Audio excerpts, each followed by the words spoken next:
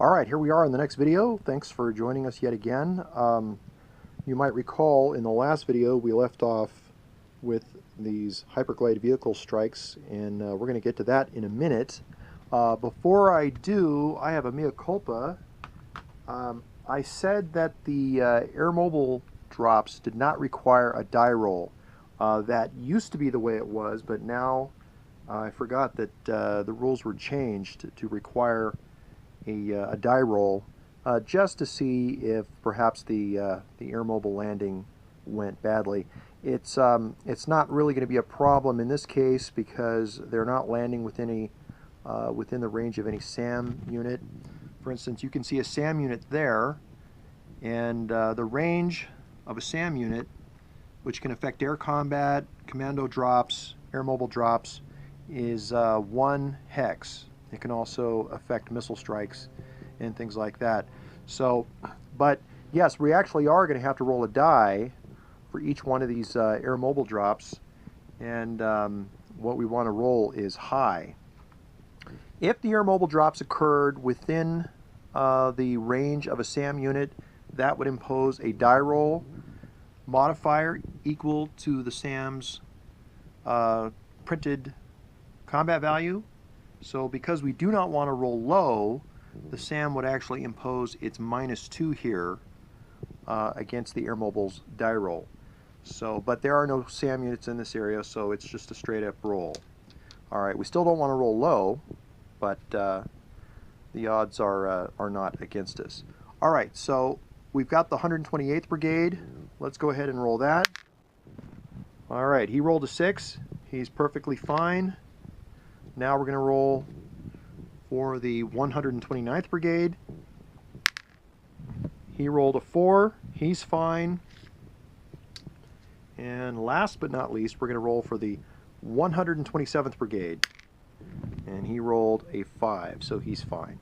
All right, so there, we fulfilled our die roll obligation, but in fact, nothing has changed. Okay, so let's go ahead and get on to these missile strikes.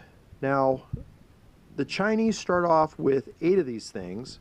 I've got 4 here. I've got another 4 off to the side of the map. I'm reserving those for later, but right now I've got 4 that I'm shooting off. And what I've done is I've set aside Japanese fleets where they are at. And we've got 1 here, and we've got 1 here. We've got 1 here, and then we've got 1 way up there. Now, this is a good deployment for the Japanese Navy because these Japanese naval units are in a position to kind of strike out from whatever direction the Chinese come from. This naval unit can come through this way, but of course, he can also come out this way in anticipation of just such a move as this. So, it's a good deployment. Well, what I'm going to do, and by the way, let's take a look here. The Japanese have a SAM unit protecting this fleet, and that's smart and that's wise because that's going to affect the missile's die roll. And you can see there's a couple of SAM units in this area that's covering that fleet. This one's covering that fleet, and we've got a SAM unit covering that fleet. So this is a very good deployment on part of the Japanese, and let's go ahead and just pick our targets and we'll see how things go. Okay, I'm going to fire 2 of these hyperglide vehicles at this Japanese fleet, and I'm going to fire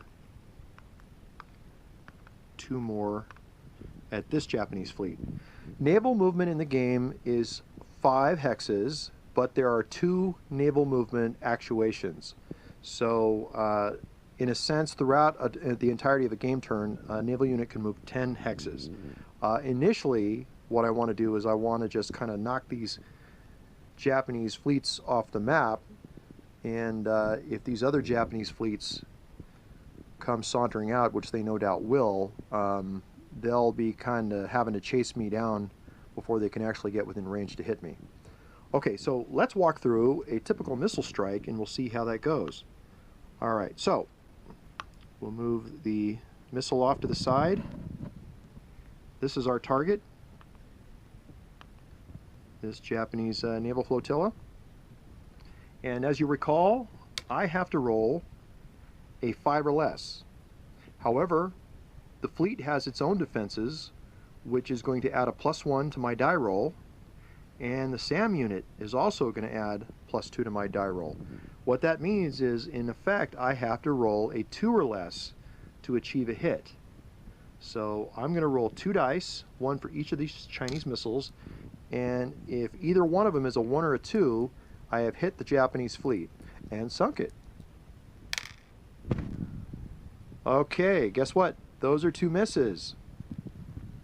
Now, had I had any cyber war left, I could have applied a cyber war to these missile attacks, but I used my cyber war for the commando missions. And I'm not sorry I did that, but as you can see, you can't do everything that you want to do. So these Chinese missiles are expended. You can buy them back. As I mentioned, there is kind of a replacement phase, and both the Japanese and the Chinese get 2 replacement points.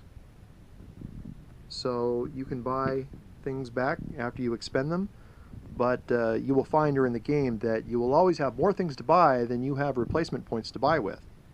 So, alright, the Japanese fleet here has survived, and that is in no small part because of the SAM battery there.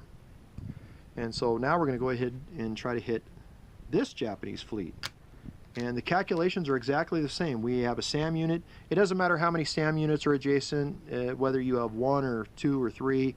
The die roll modifier is only applied once. We got the fleet's own defenses, so it's exactly the same. I need to roll a 1 or a 2, and the die roll is exactly the same. So, all right, I'm not making this up. I'm not rolling loaded dice. So this did not go well. All right, the Chinese have expended another 2 missiles, and that's the way it goes. So you win some, you lose some. So this is a good day for the Japanese Navy. Let me put their anti-ship missile back. And there you go. Now that is called the strike phase. I could conduct other strikes with my remaining hyperglide vehicles. I still have 4 left. I could hit land units or things like that, but no, like I said, I'm going to go ahead and save those. I could attack various land units with my Air Force. The Chinese do have a sizable Air Force, you can see it there. And if you'll notice the triangle symbol, that means that air units are strike capable. Now, all air units in this game are strike capable, therefore they are all printed with a triangle symbol. There is a game, a follow-up game called The Dragon and the Hermit Kingdom, which is actually a precursor to this scenario that is about the Second Korean War, so-called. And some air units in that game do not have the triangle symbol, especially some of the North Korean air units, because they're not capable of conducting strikes. But in this game, all air units have the strike capability. Alright, so, but no, I'm not going to waste any more of my valuable hyperglide vehicles conducting strikes at this point. I'm going to save those that I got. It's unfortunate that the 4 I used up were wasted, but, you know, can't make an omelet without breaking some eggs, and so that's the way it goes in a war game. Okay, if you'll notice here, this stack right here, that is the Chinese fleet. That is all 3 Chinese naval units and their anti-ship missiles, plus all the Chinese amphibiously capable land units. So we're going to go ahead and move them. They have a movement of 5. 1, 2, 3, 4, 5. We lost someone there. We lost 1st Marine Brigade. So they have a movement of 5. They'll get a chance to move again later. But right now they've moved 5. And they're well out of range of any Japanese missiles. The Japanese don't have a missile that's capable of any kind of a range like the Chinese missiles do. 3 is the best ranged missile they've got. So that's going to go ahead and end the Chinese strike and movement phase. Then what happens is we move into the combat phase. Chinese player now has an option to declare combat. However, he cannot declare combat with the air mobile units that he just deployed. So there's not going to be any combat there. He can't move them either. Basically, they're spending this turn doing what they're doing, which is landing in the hexes where they wanted to go or conducting their raids or whatever.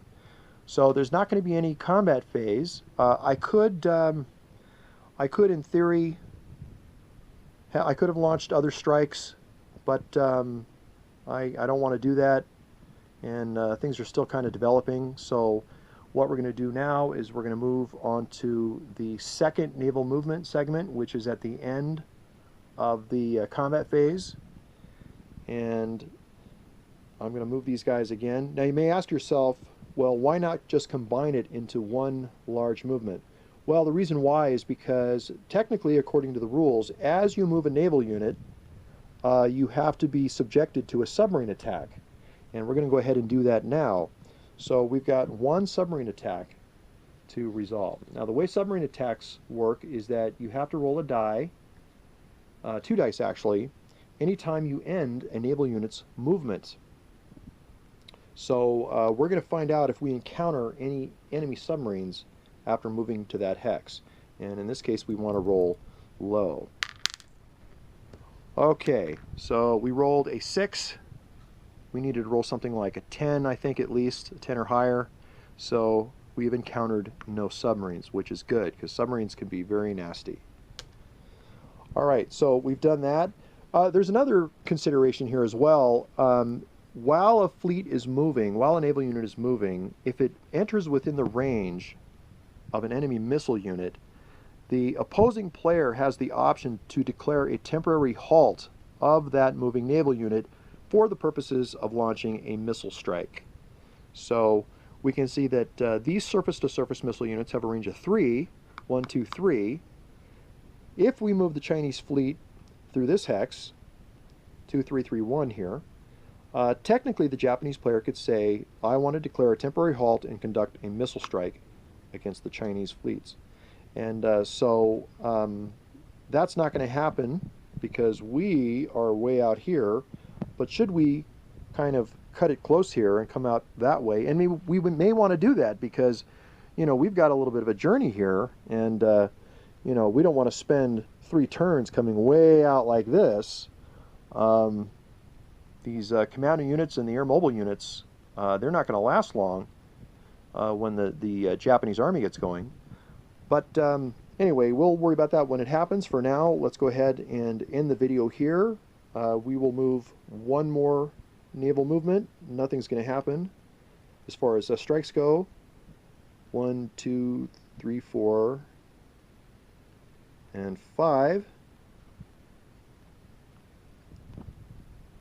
1, 2, 3. We are out of range. However, we can expect that the Japanese Navy is going to come out after us on their turn. And the last thing we've got to do is endure one more submarine dice roll. We'll see how that goes. We roll a 5. No submarines were encountered. So far, Chinese are doing pretty well. Okay, so like I said, we're going to end the video here, and we'll start up with the next video, and that will begin the Japanese turn. One more thing we'll have to do is we'll have to do the replacement segment. I suppose we can do that now. Let's go ahead and take a look here. As you recall, I expended 4 of these hyperglide vehicles, and I have the option to buy these back. I can buy up to 2 game pieces back, and that could either be the hyperglide vehicles, it could be the submarines, or rather the helicopters rather, that I used, or the cyber war chits. Now these cyber war chits are invaluable. I know these hyperglide vehicles are pretty great, but the cyber war chits are really handy to have. And under the circumstances, I still have 4 hyperglide vehicles. I still have some helicopters, so I'm not going to use any of my replacement points to replace any of those. I'm going to replace 2 cyber war chits, and I'm happy with that. And we'll start off the next game turn there.